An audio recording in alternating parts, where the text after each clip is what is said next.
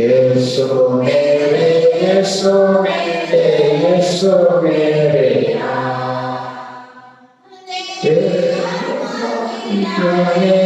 मेरे आत्मा पिलाने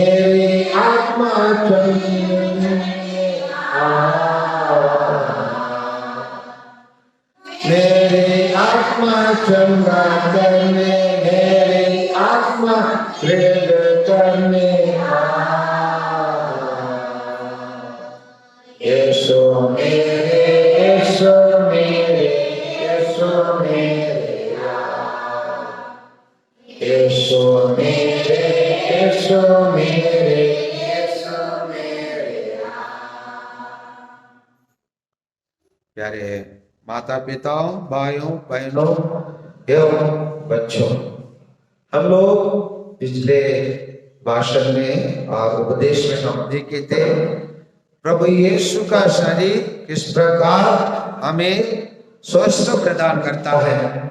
इस प्रकार मैं बताया कि पुरोहित लोग इस दातरस का रोटी को ग्रहण करने के पहले वो मौन से ये प्रार्थना आप लोग देखते होंगे, थोड़ा से झुका हुए रोटी के तोड़ते समय पर पुरोहित ये प्रार्थना कभी लंबा प्रार्थना बोलता है, कभी संक्षेप में छोटा प्रार्थना करता है। दोनों तो मैं आप लोगों को पढ़ के बता रहा हूं। जब हम प्रभु यीशु का शरीर और रक्त को हम ग्रहण करते हैं और हमारे अंदर जाकर हमारे क्या क्रिया प्रदान करता है, क्या शक्ति प्रदान करता है, किस प्रकार हमें चंगा प्रदान करता है, उसको मैं पढ़ रहा हूं, कृपया ध्यान से सुनिए। हे प्रभु यीशु ख्रिस्त, जीवन ईश्वर के पुत्र, तूने परम पिता की इच्छा के अनुसार सारे पवित्र आत्मा के सहयोग से अपने मृत्यु द्वारा संसार को नव जीवन प्रदान किया है। अपने इस पावन शरीर तथा रक्त के द्वारा तू मेरे अपराध क्षमा कर और मुझे हर बुराई से बचा। मैं सदा तेरी आज्ञाओं का पालन करता रहूं और तुझसे सभी अलग ना हो जाओ। ये प्रार्थना, लंबे प्रार्थना कभी कभी प्रेरित कर देते हैं और कभी उसको संक्षेप में इस प्रकार करते हैं। हे प्रभु यीशु क्रिस्त, मैं तेरा शरीर तथा रक्त ग्रहण करने वाला हूं। यह मेरे लिए विचार और दंड का कारण ना बने, बल्कि तेरी दया से मेरे तन मन सुरक्षित और स्वस्थ रखे। समझ में आ रहे ना? इसीलिए हम ये प्रभु यीशु का शरीर को और रक्त को ग्रहण करते हैं। इसीलिए हम इसको हम केवल एक क्या बोलेंगे, प्रसाद के रूप में नहीं, जैसे मंदिर में बांटा जाता प्रसाद के रूप में नहीं, परंतु वास्तविक प्रभु यीशु को हम ग्रहण करते हैं। इसीलिए आखिरी प्याले के टाइम पर प्रभु यीशु ये पुरोहिताई और यूक्रिस्ट दो संस्कार को प्रभु यीशु आखिरी प्याले के टाइम पर स्थापना किए। एक पुरोहिताई का और दूसरा यूक्रिस्ट परम प्रसाद का। प्रसाद स्थापना करने के बाद अंत में अपने प्रेरितों से कहा, ये इसको मेरे स्मृति में क्या करो। समझ में आ रहे ना? मेरे स्मृति में क्या करो करने के लिए कहा है। इसी के आभा को हम हमारे जो डिनोमिनेशन कहते हैं, बहुत सारे लोग अपने आप को ईसाई कहते हैं, उन लोग में अधिकांश लोग में इसी प्रकार क्या करो, क्या परम प्रसाद को याद करो और परम प्रसाद का बलिदान को आप रोज प्रतिदिन करो, उसको नहीं करते हैं। हम लोग को मिसा बलिदान में दो मुख्य भाग होता है। कोई जानते हैं क्या मुख्य भाग होता है? ये बता सकते हैं? मिसा बलिदान में दो मुख्य भाग होते हैं। शुरू में हम लोग उसी चीज को यहाँ पर है ना, वहां पर हम प्रवचन का एक स्टार्ट रहता है, इसको हम पुलपिट कहते हैं। पुलपिट कहते हैं जहां वो प्रभु वचन का बांटा जाता है, उसको प्रभु वचन को तोड़ा जाता है। इसको हम इंग्लिश में कहते हैं ब्रेकिंग द वर्ड, मतलब शब्दों को बांटना, और ब्रेकिंग द ब्रेड इसको वेदी में करते हैं, और उसको हम पुलपिट, ये वचन का बांटने के लिए हम लोग का पास स्टैंड रहता है ना, उसको हम पुलपिट कहते हैं इंग्लिश में। यहाँ पर पहले आधा विषा वहीं पर होता है, इसीलिए निवेदन वाला करना और बाकी चीज करना वहीं पर से होता है। शुरू में पहला पाठ, दूसरा पाठ, सुसमाचार, उपदेश, है ना, ये सब निवेदन सब वहीं से होता है। उसी के बाद पुरोहित यहाँ वेदी पर आता है। वेदी पर आके वचन का तोड़ने के काम करके वो क्या करता है, बाद में वो लोगों के लिए वो बांटना शुरू करता है। वह बांटने के लिए आप लोग लाइन में आकर प्रभु यीशु को ग्रहण करते हैं, और जब हम प्रभु यीशु को ग्रहण करते हैं, उसको जैसे पुरोहित ने बताया, ये हमारे लिए दंड का कारण ना बने। समझ में आ रहे ना? हमको सजा ना दे, परंतु हमें क्या प्रदान करे, शक्ति, है ना, हमारे दिल को साफ करे, सफाई करे, और हमें स्वस्थ प्रदान करे। हमें हमारे शरीर के अंदर जाने के बाद वो हमें स्वस्थ प्राप्त करता है। इसलिए हम परम प्रसाद को हमको ग्रहण करने की आवश्यकता होता है। और हम लोग स्वस्थ, जब हमारा स्वस्थ कब बिगड़ता है, इसको ही हमको देखने के लिए आवश्यकता है। इसलिए हम संत यूहन्ना के सुसमाचार अध्याय 5 वचन संख्या 4 से 14 तक पढ़िए। कोई पढ़िए 4 से 14 तक। ठीक है, मैं आप लोग से पढ़ देता हूँ, ध्यान से सुनिए। संत योहन के सुसमाचार अध्याय 5 और हम लोग यहाँ पर देखते हैं अध्याय 5-6 से देख लेते हैं। अब वहां एक मनुष्य था जो 38 वर्षों से बीमार था। ईसा ने उससे पड़ा हुआ देखा और यह जानकर कि वह बहुत समय से इसी तरह पड़ा हुआ है, उससे कहा, क्या तुम अच्छा हो जाना चाहते हो? रोगी ने उत्तर दिया, महादेव, मेरा कोई नहीं है जो पानी के लहराते हुए मुझे कुंड में उतार दे। मेरे पहुंचने से पहले ही उसमें कोई और उत्तर पड़ता है।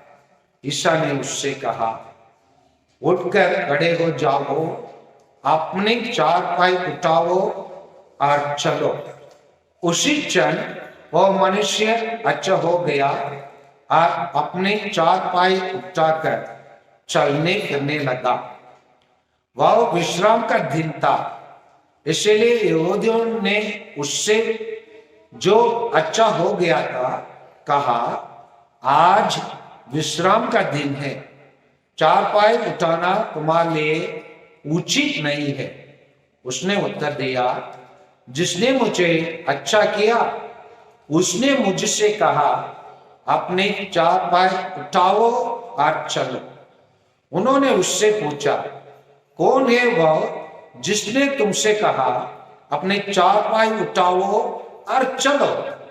चंगा क्या हुआ मनुष्य नहीं जानता था कि वो कौन है, क्योंकि उस जगह बहुत भीड़ थी और ईसा वहां से निकल गए थे। बाद में मंदिर में मिलने पर ईसा ने उससे कहा, सब लोग बोलिए देखो, बोलिए सब लोग बोलिए देखो, तुम चंगा हो गए हो, फिर पाप नहीं करो। कहीं ऐसा ना हो, बोलिए कहीं ऐसा ना हो कि तुम पर और भी भारी संकट आ पड़े। नंबर देखे क्या, किस कारण से वो बीमार 38 वर्ष पड़ा रहा? 38 वर्ष क्यों पड़ा रहा बीमार से? पाप के कारण। पाप के कारण वो 38 वर्ष पड़ा रहा। इसलिए प्रभु यीशु चंगा करने के बाद उनको चेतावनी देते हैं। चेतावनी कैसे? जैसे हम लोग को एक गिरजाघर के बगल में एक ट्रांसफार्मर है, वहां पर एक छोटा से एक वाक्य है, डेंजर, खतरा। उसका क्या नहीं करना है हमको? क्या है बोलते जाकर हाथ लगाकर, बिजली है नहीं है, लगाकर देख पाएंगे? नहीं देखेंगे तो हम रात बनकर निकल जाएंगे। इसीलिए वहां चेतावनी है। क्या है चेतावनी? एक खतरा है, उसको छूने से जीवन क्या हो जाएगा? खत्म हो जाएगा। उसी प्रकार जब हम पाप करते हैं, पाप के कारण हम क्या हो जाएंगे? बीमार होते हैं। अच्छे समृष्ट है ना, पौष्टिक भोजन हम घर में खाने के बावजूद बहुत सारे लोगों को कुछ ना कुछ बीमारियां आ जाते। क्यों? क्योंकि उन लोग कुछ ना कुछ पाप करते हैं। नाकेदार कैसे पाप किया? वो तो सरकारी काम कर रहा था, लेकिन सरकारी काम करने वाला सरकारी काम करने के समय पर घूस लेता था, इसीलिए वो क्या बन गया? पापी बन गया, इसीलिए लोग उसको क्या देखते थे? पापी के रूप में देखते थे, ऐसा लोग। इसीलिए उसके घर में जाने से लोग क्या कहने लगे? ये तो पापियों और नाकेदार के घर में। हम लोग भी बहुत सारे लोग सरकारी काम करते हैं। मेरे को याद है, हम लोग एक जमीन खरीदे थे, कहाँ? सरडी, बैकुंठपुर में। बैकुंठपुर में हम लोग जमीन खरीदने के टाइम पर हमारे गुराव भाई रजिस्ट्रार रहते ना, रजिस्ट्रार कहते हम लोग, रजिस्ट्रार रहा हमारे भाई, लेकिन वो भी इतना एकड़ के लिए इतना देना पड़ा। उन्होंने बोला, दिया, हमको देना पड़ा। क्यों? क्योंकि हमारे घर में भी नाकेदार सरकारी काम है, रजिस्ट्रार सरकारी काम है। सरकारी काम रहने के बावजूद कोई लोग ब्राइब, घूस लेते हैं। ऐसे काम करने वालों को ईश्वर सजा के रूप में, इसीलिए हम लोग ये प्रार्थना करने के टाइम पर पुरोहित क्या करता है? यहाँ पर वो बोलता है, प्रभु ये मेरे लिए विचार और दंड का कारण ना बने। समझ में आ रहे ना? प्रभु के शरीर को हम बिना अच्छे तैयारी से ग्रहण करने से क्या हो सकता है? दंड का कारण बन जाता है, बीमार होने का कारण बन जाता है। समझ में आ रहे हैं ना? इसलिए कोई अन्याय भी नहीं करता है पिता ईश्वर से, क्या करता है? बल्कि तेरी दया से मेरा तन मतलब शरीर, मन, माइंड सुरक्षित और स्वस्थ रखे। समझ में आ रहे ना? स्वस्थ रखने के लिए, सुरक्षित रखने के लिए प्रार्थना करता है।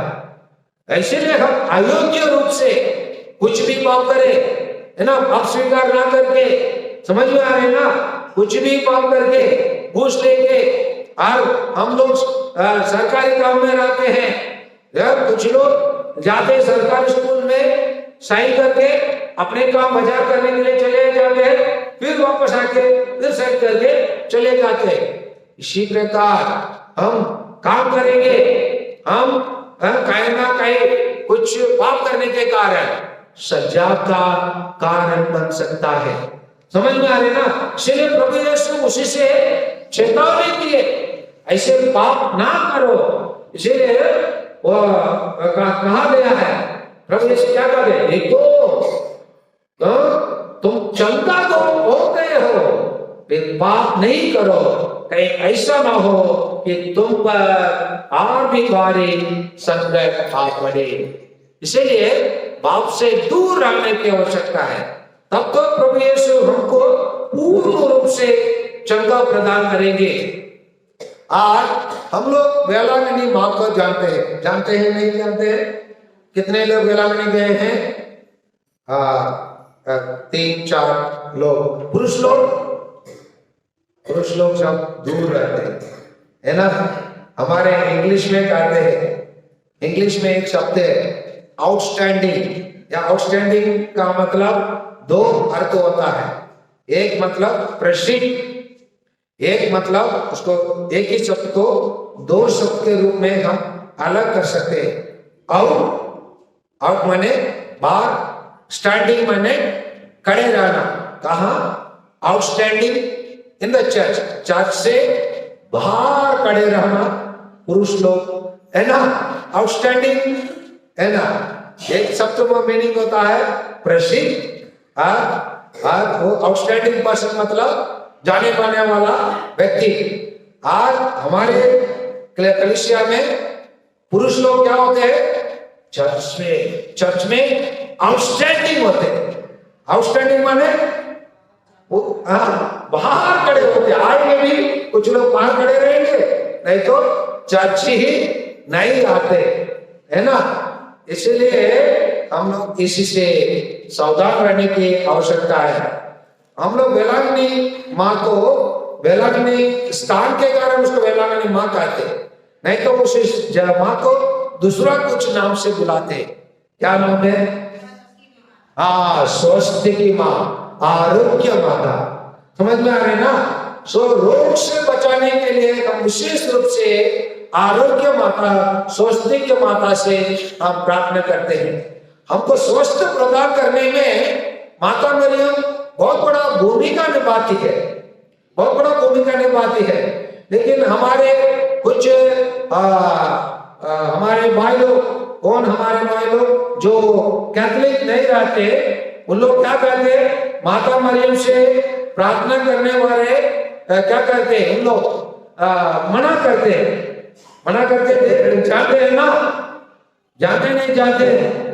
हेलो, मना करते नहीं करते? हेलो, मना करते नहीं करते? माता मरियम से मना करते नहीं करते? हेलो, दूसरे लोग कैथोलिक लोग छोड़ के अन्य लोग, समझ में आ रहे ना? और मना करते हैं। क्यों मना करते हैं? उन लोग बोलते सीधे हमको क्या प्रभु यीशु से प्रार्थना करना है। लेकिन हम लोग कैथोलिक लोग ऐसे नहीं है। और हम लोग कैथोलिक लोग माता मरियम से प्रार्थना क्यों करते हैं, उसको जानने के लिए हम लोग संत यूहन्ना के सुसमाचार लीजिए। अध्याय 2:5 को थोड़ा पढ़िए। संत यूहन्ना के सुसमाचार अध्याय 2:5 को पढ़िए। उनकी माता मतलब कौन है? किसकी माता? यीशु की माता। कौन है वो? माता मरियम। हाँ, सेवकों से कहा, प्रभु से नहीं कहा। किससे कहा? अभी सेवकों से कहा। क्या कहा? वे तुम लोगों से, सब लोग बोलिए, वो तुम लोगों से, हाँ नहीं, सब लोग बोलिए ना, कृपया बोलिए, वे तुम लोगों से जो कुछ कहे वही करना। आप प्रभु यीशु उन लोगों से कहा, उन लोगों से कहा, क्या कहा प्रभु यीशु? क्या ईसा ने सेवकों से कहा? 7 को पढ़िए, 7 को पढ़िए। ईसा ने सेवकों से कहा, सब लोग बोलिए, ईसा ने सेवकों से कहा, मटकों में क्या कर दो? पानी भर दो। सेवकों ने उन्हें लबालब भर दिया। फिर ईसा ने उनसे कहा, अभी निकाल कर बोझ के प्रबंध के पास ले जाओ। बोलिए, किसके पास ले जाओ? प्रबंध के पास लेके जाओ। क्यों लेके जाने के लिए बोले? क्योंकि अभी क्या के रूप में बदला? आकाश रूप में क्या बदला? पानी बदला। आज पानी बदलने के मुख्य कारण कौन था? माता मरियम। क्योंकि माता मरियम स्वयं अपने शक्ति से कुछ नहीं करती, इसीलिए वो जानती थी। नहीं तो वो बोल देती थी वहीं पर सेवक लोगों को, तुम लेके आओ पानी। जैसे यहाँ यहूदियों के शुद्धिकरण के लिए पत्थर के 6 मटके के उसको बोल सकती थी, इसको पानी से भर दो और इसके प्रभु के पास लेके जाओ, बोल सकती थी। लेकिन माता मरियम क्या बोली 5 में? वे तुम लोगों से जो कुछ कहे वही करना। वो कौन किनके पास करने के लिए बोले? मेरे बेटे जो कुछ कहेंगे।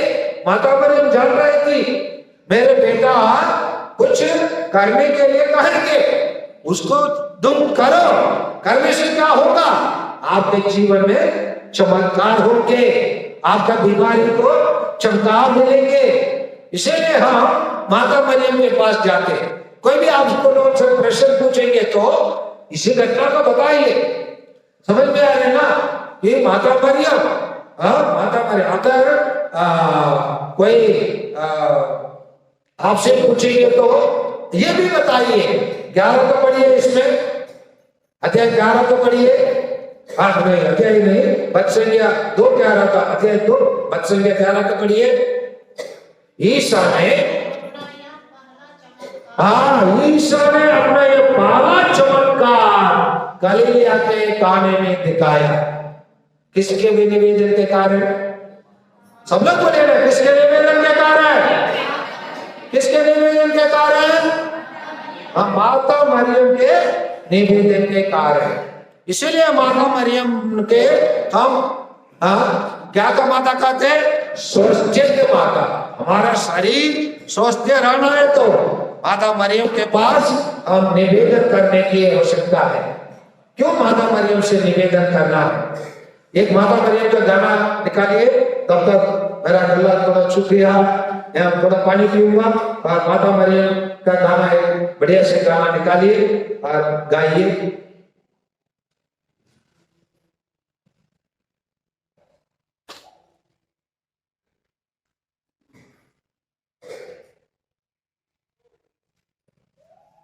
नंबर बताइए।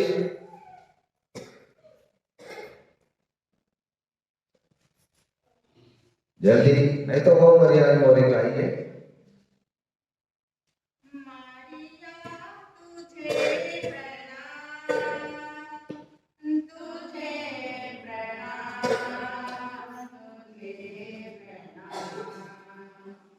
सब लोग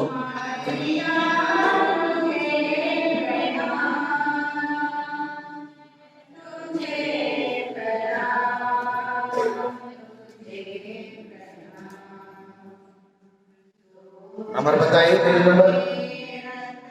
पेज नंबर बोलिए सब लोग। नहीं, इनका नया बत्ती भजन है, नया बत्ती भजन 407, नया बत्ती भजन में 407 एक साथ। गाइए सब लोग।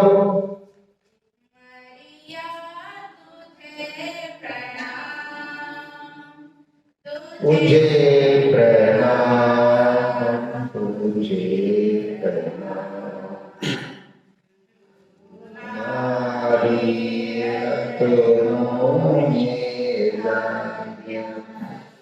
अरे सब गाइए ना थोड़ा बढ़िया से।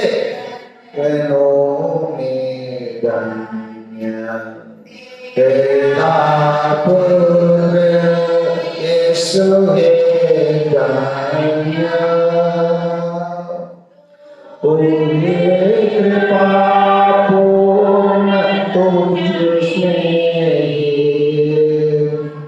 प्रभु का सुंदर गान, तुझे प्रणाम, तुझे प्रणाम,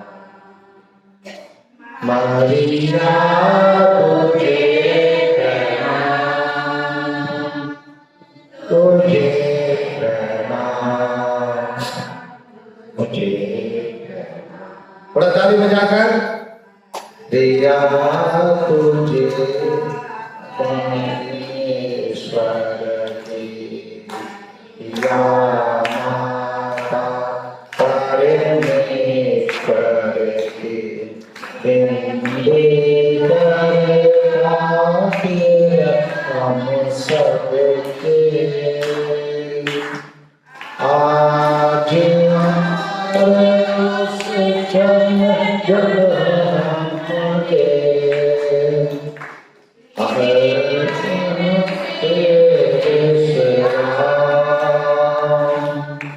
तुझे प्रणाम, तुझे प्रणाम,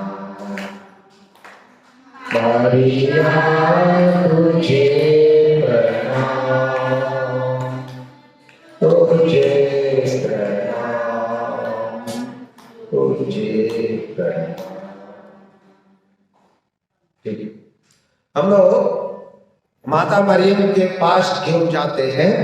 एक घटना है, अनेक घटना है, लेकिन मैं आप लोग के सामने एक कहानी के द्वारा मैं माता मरियम के मुख्यता को मतलब महत्व को मैं आप लोगों के समक्ष रखना चाहता हूँ। आप लोग ध्यान से सुनिए। एक काल में और एक जमाने में पानी और आग, बोलिए पानी और आग एक दूसरे से प्यार करने लगे। कौन कौन? हाँ, पानी। जब आग लगे तो हम किसको फेंकते? पानी को फेंकते, है ना? तो अभी पानी और आग एक साथ रह सकते?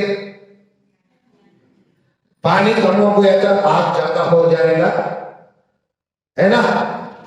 आग ज्यादा हो गया तो पानी कोई काम का नहीं। तो एक दोनों का गुण, एक गर्म एक ठंडा। अभी प्यार हो सकता है? अलग पूछ रहा, पैसा तो नहीं मांग रहा, है ना? नहीं तो आप लोग को प्यार की कहानी तो थोड़ी बहुत मैं बताने के लिए बता रहा हूं, है ना? सबके पीछे एक प्यार की कहानी होगा, उसी कहानी के नहीं बताने के लिए बोल रहा हूं। मैं पूछ रहा हूं, संभव है आग और पानी के बीच में? हेलो बोलिए ना, संभव है या नहीं है?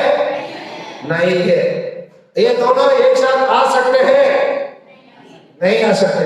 ये दोनों के बीच में प्यार होने का संभावना है, लेकिन संभव असंभव को संभव करना, है ना?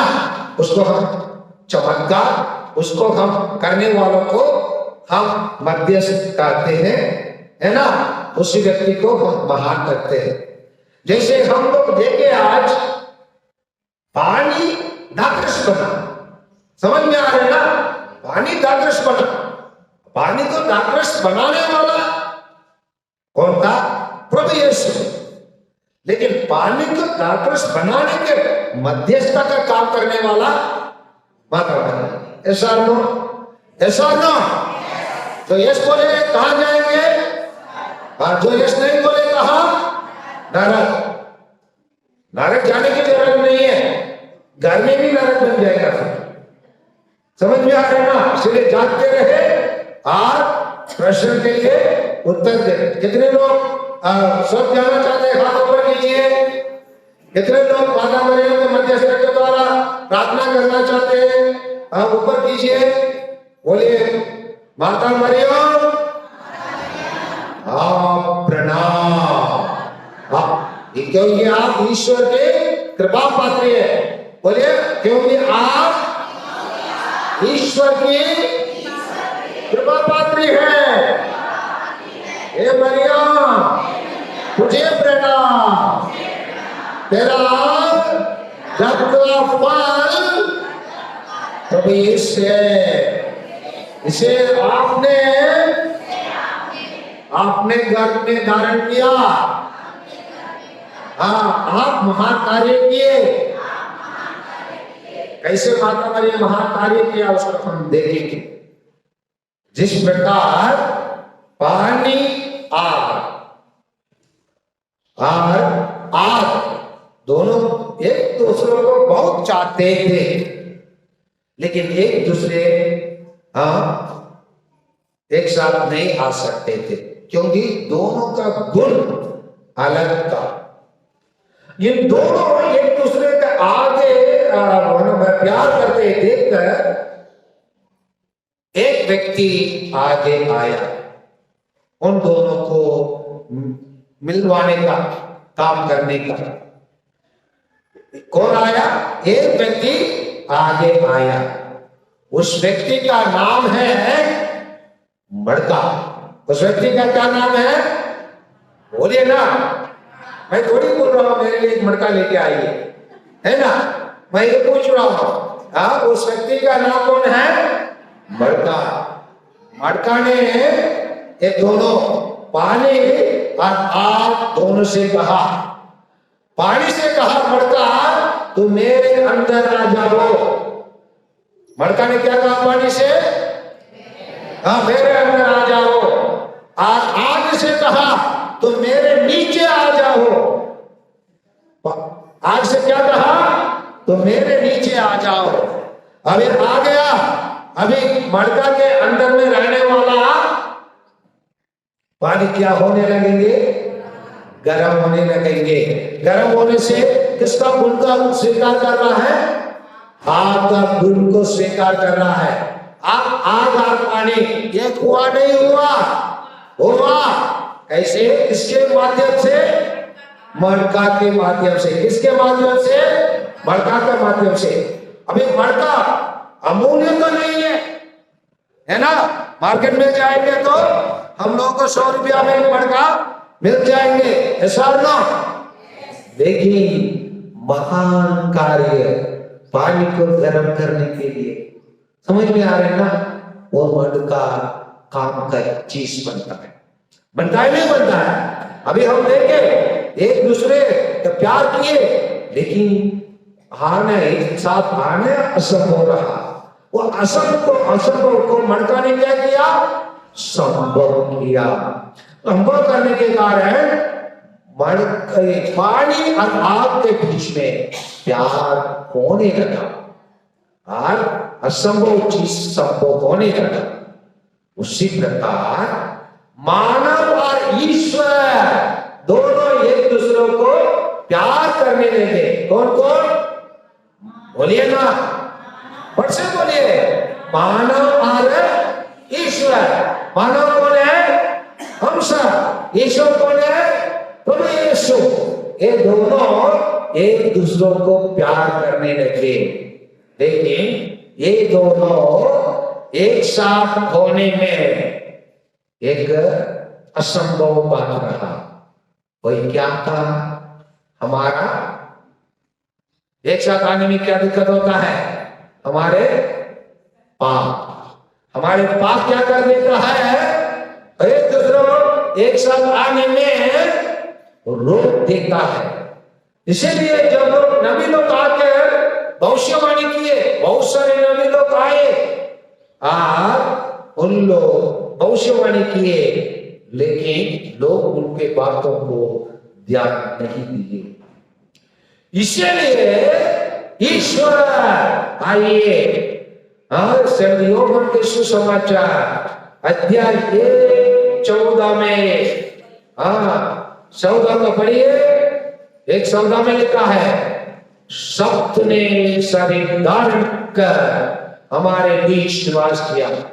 बोलिए, सप्त ने शरीर धारण कर हमारे बीच निवास किया। कैसे निवास किया? किसके द्वारा?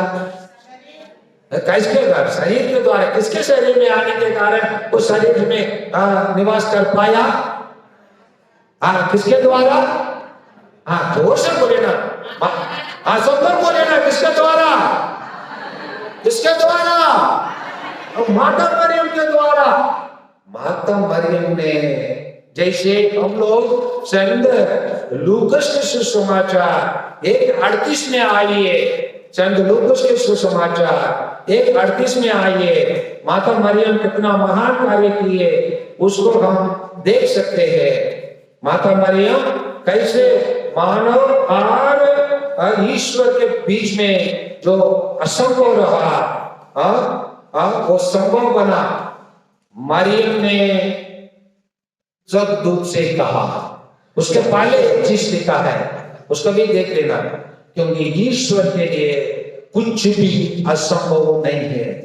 जो असंभव चीज रहा, मानव और ईश्वर दोनों एक साथ आने में असंभव रहा, वहां संभव होता है। कैसे? 1:38 में हम देखते हैं संत लूकास के सुसमाचार में, माता मरियम ने स्वर्गदूत से कहा, क्या कहा? बढ़िए, देखिए, सब लोग बोलिए ना, देखिए, जोर से बोले, देखिए, मैं प्रभु की दासी हो। आपका कहता है मुझ में पूरा हो जाए। ईश्वर क्या कहता है? पूरा होने के लिए माता मरियम ने हाँ कहा। स्वर्गदूत आकर माता मरियम से सहमति मांगा। क्यों मांगा? मानव और ईश्वर एक दूसरे से पाप के कारण दूर थे। पुराना विधान में हम देखेंगे तो जहाँ पहाड़ पे मूसा है ना, चला रहा था, चरवा का और भेड़ बकरियों आधा बैल को देखभाल कर रहा था, वहां पर वो पहाड़ के पास आग लग गया, देखने के लिए गया। ईश्वर ने क्या बोला, अपने पैरों से क्या उतार दो, जूतियां उतार दो, क्योंकि जहां आप खड़े हो वो पवित्र है। इसलिए पुराना विधान में ईश्वर मनुष्य से भी दूर रहा, मनुष्य भी ईश्वर से दूर रहा, लेकिन मनुष्य और ईश्वर निकट आने के लिए एक व्यक्ति की जरूरत पड़ा। उस जरूरत को पूरा करने के लिए एक व्यक्ति के खोज में ईश्वर लगे रहा, उसी व्यक्ति माता मरियम का। और माता मरियम क्या करने लगी, हाँ कहे, मैं प्रभु की दासी हूं, मैं तुम्हें बाला वाक्य अच्छे से बता रहा है, असंभव, समझ में आ रहे ना, असंभव को संभव करने के लिए माता मरियम, देखिए मैं प्रभु की दासी हूं। माता मरियम एक दासी के रूप में, एक मध्यस्थता के रूप में, एक हमारे एक उद्धारकर्ता के रूप में, है ना, हमारे लिए माता मरियम दिन रात काम करती है। इसीलिए वहां अपने स्वास्थ्य के लिए किसके पास जाना की आवश्यकता है, स्वास्थ्य माता, आरोग्य माता।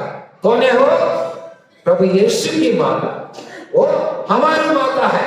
उसके पास जाएंगे तो हम स्वस्थ प्रदान करेंगे, स्वस्थ पाएंगे, क्योंकि माता मरियम क्या कहा, वो ये सेवक लोग से, ये जो कहे उसको आप लोग करो। माता मरियम उसी प्रकार हम प्रत्येक जन से, जब जब हम पाप करें, जब जब हम ईश्वर से दूर चले जाए, माता मरियम जो कुछ हम हमसे कहे उसको हम करने की आवश्यकता है। उसको क्या करना है, वो प्रभु यीशु हमको चेतावनी के रूप में, जैसे उस व्यक्ति से कहा, इस व्यक्ति से जो 38 वर्षों से बीमार से पड़ा रहा, उनसे क्या कहा, जाओ पाप दोबारा ना करो, करेंगे तो क्या हो जाएगा, इससे भी आप भारी चीज बढ़ जाएगा। इसीलिए हम क्या करना है, स्वस्थ के लिए हम माता मरियम से और प्रभु यीशु से हम हमेशा संपर्क रखना है। जैसे जब जब हमारा ये बिजली बोर्ड बिजली से संपर्क में रहता है, हमें बिजली मिलता है। जब बिजली कट जाता है, क्या हो जाता है, हमारा सभी बिजली का साधन, बल्ब, एम्पलीफायर, स्पीकर, समझ में आ रहे ना, सब कुछ क्या हो जाता है, काम नहीं करता है, करता है, काम नहीं करता है। हम ईश्वर से जुड़े रहने की आवश्यकता है। एक बार क्या हुआ, रोड में एक व्यक्ति अपना गाड़ी को लेके जा रहा था, तो रोड में गाड़ी को लेके जा रहा था, अचानक उसका गाड़ी खराब हो गया। खराब होने के कारण वो अपने गाड़ी को खोलकर बोनट को खोला, खोलकर देख रहा है इधर उधर सब बटन और सब तार वारों का देख रहा है।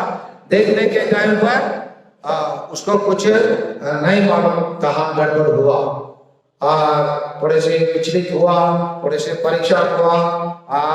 उसी टाइम पर अचानक एक गाड़ी आकर उसका गाड़ी के सामने खड़े हो गया। उसे एक आदमी नीचे उतर कर आया, उससे पूछा, भैया क्या प्रॉब्लम? वो बोल रहा है, मैं प्रॉब्लम का पकड़ नहीं पा रहा हूँ और इसमें क्या फॉल्ट है, मैं पकड़ नहीं पा रहा हूँ, उन्होंने कहा।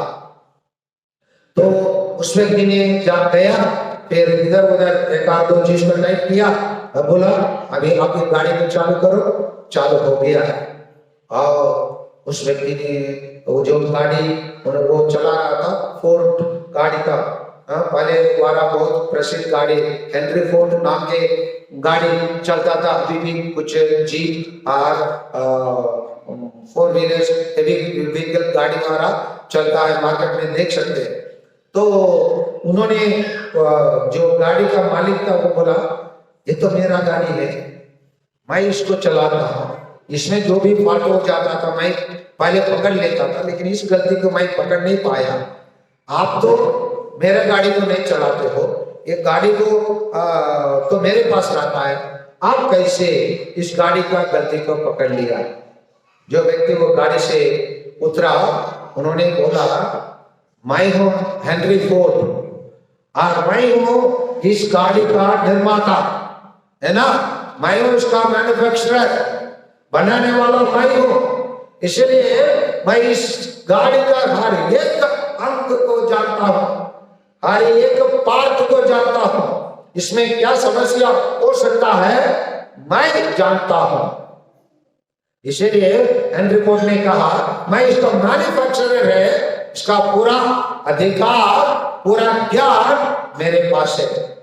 उसी प्रकार ईश्वर हमसे कहता है, हमारा शरीर का हर एक अंग को वही जानता है। समझ में आ रहा है ना?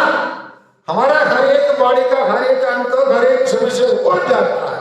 इसलिए इसे शरीर को हम जैसे ईश्वर चाहता है वैसे चलाना है। हम लोग कभी कभी गाड़ी को तेज जलाएंगे, गाड़ी अचानक गर्म होकर क्या हो जाएगा? खड़े हो जाएगा, आगे नहीं चलेगा। ड्राइवर से पूछिए क्या बोलेगा? आधा एक घंटा रुकना पड़ेगा। क्यों? इंजन क्या हो गया? गर्म हो गया। हम लोग भी, हमारा दिल का, शरीर का इंजन दिल है ना, दिल को क्या कर देते हैं? चला कर गरम कर देते। अचानक एक दिन क्या हो गया? कल तक ठीक रहा था, अचानक क्या हो गया नहीं मालूम। क्यों? शरीर के अंग को ठीक से नहीं चलाएंगे तो अचानक विस्फोटक। समझ में आ रहे ना? ईश्वर हर चीज को एक सीमा रखा है। समझ में आ रहे ना? उस सीमा के अनुसार गाड़ी को चलाना है। समझ में आ रहे? हम अपने इच्छा के अनुसार, लड़के लोग देखेंगे ना, हमारे लड़के लोग बाइक, कहीं के भी फादर लोग 4 लाख का एक बाइक खरीद कर दे देता है। हम बच्चों को रोड पर चलाने के हम गाड़ी खरीदना सिखाते हैं। हम माँ बाप जीवन की रोड में कैसे चलाना नहीं सिखाते हैं। ये माँ बाप का बहुत बड़ा गलती है। मानते हैं हम लोग, माँ बाप यहाँ बैठे हैं, रोड पर चलने का गाड़ी हमारे बेटे लोग जानते हैं। जीवन के रोड पे कैसे यात्रा करना है हम माँ बाप नहीं सिखाते हैं। इसीलिए हमारे बेटा भी परीक्षा लिखने वाले 2 दिन के पहले 10वीं का एक लड़का गिर गया था, चेहरा सब चौपट हो गया। क्योंकि उन लोग गाड़ी का चलाने के पहले एक्सीलरेटर को चलाते हैं। गाड़ी में सीमा लिखा है अधिकतर 180 किलोमीटर, बस उसे 180 किलोमीटर से आगे ऊपर अब गाड़ी को चलाएंगे तो फिर कहां रास्ता क्लियर? ऊपर जाने का रास्ता। जितना तेज गाड़ी चलाएंगे उतना तेज ऊपर जाएंगे। जितना तेज हम खाना खाएंगे, सब्जी, फास्ट फूड खाते हैं, है ना, फास्ट फूड खाते फास्ट चले जाकर इधर सब चीज का फास्ट क्या कर देता है? नष्ट कर देता है ईश्वर तक शरीर। क्योंकि प्रभु यीशु आज के सुसमाचार में हम हमेशा में सुनेंगे, हाँ, आप लोग ईश्वर का मंदिर को क्या का अड्डा बना दिए?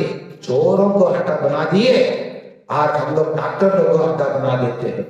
और डॉक्टर लोग हमारा हर एक शरीर के अंग से कंपाना शुरू कर देता है। इसीलिए उसके पास जाने से वो बोलता है आपका किडनी का स्कैन करो, लिवर का स्कैन करो, हृदय का स्कैन करो, है ना, ब्रेन का स्कैन करो, और आखिर में बिल आ जाएगा 1,25,000। सुन के हाँ,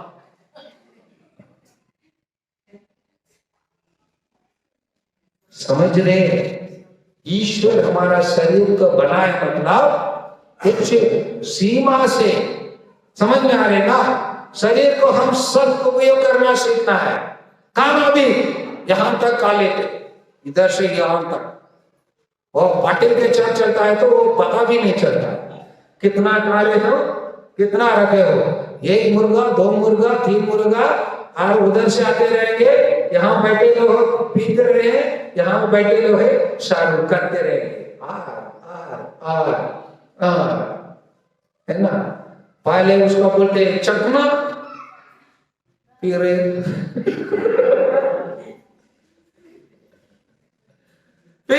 हमारा शरीर क्या होगा,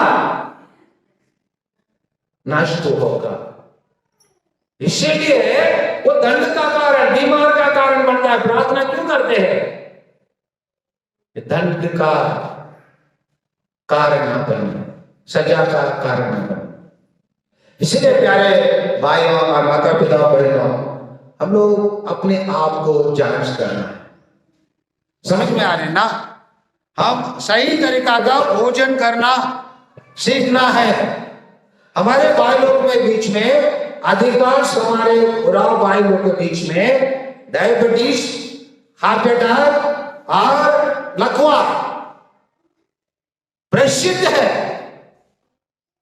समझ में आ रहे ना? और हमारा भारत को कहते हैं डायबिटीज का कैपिटल, राजधानी। जो व्यक्ति रहता है तो हमारे भारत में, उसमें 6 में 1 व्यक्ति को डायबिटीज रहता है, जिसको हम शुगर की बीमारी कहते हैं। समझे? क्यों? क्योंकि हम हमारा पारंपरिक भोजन को खाना छोड़ के हमारे बच्चे लोग आजकल पिज़्ज़ा, बर्गर, है ना, फिर क्या क्या वो मैं नहीं जानता क्या क्या, हाँ मैगी और क्या क्या नाम बताते। स्कूल में देखता हूँ बच्चे लोग, what did you bring for lunch, क्या लाए लंच के लिए? फादर एक कुरकुरे के पैकेट। उस बच्चों का और माँ का भी डंडा देना मुझे। कुरकुरे के पैकेट से बच्चों को भोजन भेजेंगे आप लोग? हाँ? और एक लेस का पैकेट, उसमें हवा भरा रहता है, 5 लेस रहता है, 10 रुपया, और हवा 1 किलो रहता है। और उसके यहां बैठे ये चवनी आटना 1 रुपया, ये सब लेके जाते हैं ना। ये सब लेके जाएंगे तो हम बच्चों को बीमारी को साथ साथ बेचते हैं। इसलिए बच्चे लोग असेंबली में देखता हूं 10 मिनट खड़े नहीं पाते, सब बॉयलर। क्यों? हम ईश्वर से बनाया हुआ, निर्माण किया हुआ इस शरीर को हम खिलौना समझते हैं, और खिलौने के समान उसके लिए हम आहार और पानी और सब खिलाते हैं, भोजन देते हैं, सब मिलावट चीज। और पैकेट प्रोड्यूसर, पैकेट से जो भी प्रोडक्ट आता है और सब रिफाइंड तेल लेते हैं। रिफाइंड तेल लेने से आप लोग अपने शरीर के लिए बीमारी खरीद लेते हैं। पहले हम कच्चा तेल, हम अपने मूंगफली, अपने राई, अपने तिल का तेल जाके मार्केट में बना के लेके आकर उसी से बनाते हैं। अभी जाकर सब व्यापारी का विज्ञापन को मानकर सब लोग वही चीज के लेके आकर खरीद कर जल्दी से जल्दी स्वर्ग का द्वार के लिए टिकट रिजर्वेशन कर लेते हैं। टिकट रिजर्वेशन करके, अरे कल का भाई ठीक था, आज क्या हो गया? आया रात में सोया, सुबह नहीं उठा, क्या हो गया? Massive heart attack. क्यों? जो काम किए और जाकर हमारा शरीर को क्या कर दिया? ब्लॉक कर दिया। क्योंकि ब्लड सर्कुलेशन नहीं जाएंगे तो, जैसे बिजली आगे नहीं पड़ेंगे तो तब चलेंगे क्या? उसी प्रकार हमारा दिल टपक टप टप टप टप करेंगे। लपटप का रास्ता ही बंद करेंगे तो लपटप लपटप कहां होगा? है ना? समझ में आ रहे हैं? तो इसीलिए हम अपने शरीर को वो सीमा ईश्वर जो बनाया उसी के आधार पर हम भोजन ग्रहण करना चाहिए। तरकारी भोजन को ज्यादा करना चाहिए। उसमें कहा जाता है न्यूट्रिशन बहुत रहता है। समझ में आ रहे ना? बहुत रहता है, जैसे जितना जल रहते हैं उतना है। इसलिए ईश्वर बहुत सारा पौधा का बनाया, बहुत सारे पौधा के बनाए, और वो पौधा हमारे घर के आसपास भी रहते हैं। उसको नजरअंदाज करके हम डॉक्टर लोगों के पास जाके दवाई लेकर हम खाना शुरू करते हैं। और वो कोई भी दवाई बोलेंगे सब दवाई से साइड इफेक्ट होगा। एक दवाई लेने के बाद दूसरे कोई बीमारी आ जाएंगे, फिर उसके लिए हम डॉक्टर के पास दौड़ते रहेंगे। इसीलिए हम लोग अच्छे भोजन हम अपने घर में जो पारंपरिक रूप से जो हमारा भोजन रहा उसको करना है, सीमित रात में खाना है। अच्छे स्वास्थ्य के लिए 3 चीज करने की जरूरत है। ये सब क्या शारीरिक अच्छे से रहेंगे तो हम आध्यात्मिक रूप से भी अच्छे से रह सकते हैं। समझ में आ रहे हैं ना? जैसे मैं अभी इतना लंबा खड़े होकर प्रार्थना कर रहा हूं, आप लोग समझ वो बोल रहा हूं, इतना समय आप लोग सबका खड़ा करके बोलेंगे तो आधे लोग 5 मिनट के बाद भी बैठ जाएंगे। और कभी कभी आप लोग यहाँ चर्च में आते हैं, फादर लोग यहाँ प्रार्थना करते रहेंगे और बीच बीच में सब लोग कहां जाएंगे? फादर भी तीसरा में बीच में छोड़ के टॉयलेट जाएंगे तो आप बोलेंगे फादर, अच्छे फादर नाम रखते हैं उसका, टॉयलेट फादर। जब फादर जाएंगे टॉयलेट फादर, आप लोग विशा के बीच में उठ के जाएंगे, आप लोग सौंदर्य के साथ है ना? आप लोग का क्या नाम देखना है आप लोगों को?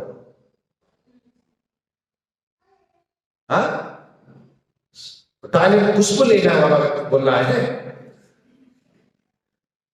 थोड़े से सोचिए क्यों खड़े नहीं हो पाते? इसलिए हमको ये आप जो भोजन हम करना चाहते हैं तो उसको आधा खाओ, डबल चलो, जो चलते हैं उससे ज्यादा। अभी ये लड़का भी यहाँ चलते घर जाने के लिए कैसे आए? घर से यहाँ पर क्या नाम है, कैसे आए तुम घर से यहाँ? वेरी गुड, एक लड़का पैदल, 2 लड़की पैदल आए। कितना दूर में है? यहाँ पर है। आजकल हम लोग इन बच्चों को बाजार भेजो, तुरंत क्या लेगा भाई? नहीं देने से रोना शुरू। समझ में आ रही ना? डबल पैदल जाना और आधा भोजन जो करते हैं उसको आधा खाओ और ज्यादा पानी पीना। समझ में आ रही ना? ये 3 चीज को क्यों ज्यादा पानी पीना है इसको भी हम थोड़ा देख लेते हैं। प्रभु यीशु क्या कहता है? आइए संत यूहन्ना के सुसमाचार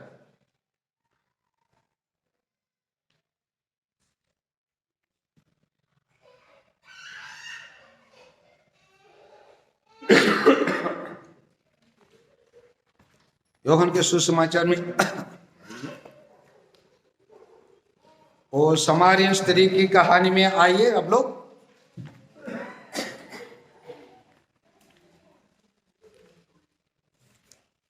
वहां पर प्रभु यीशु अपने बारे में बताते हैं। क्या क्या बताते हैं हम लोग थोड़ा देखेंगे तो हमको अच्छे लगेंगे।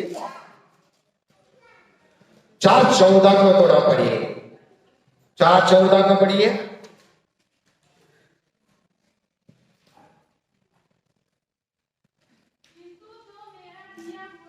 हाँ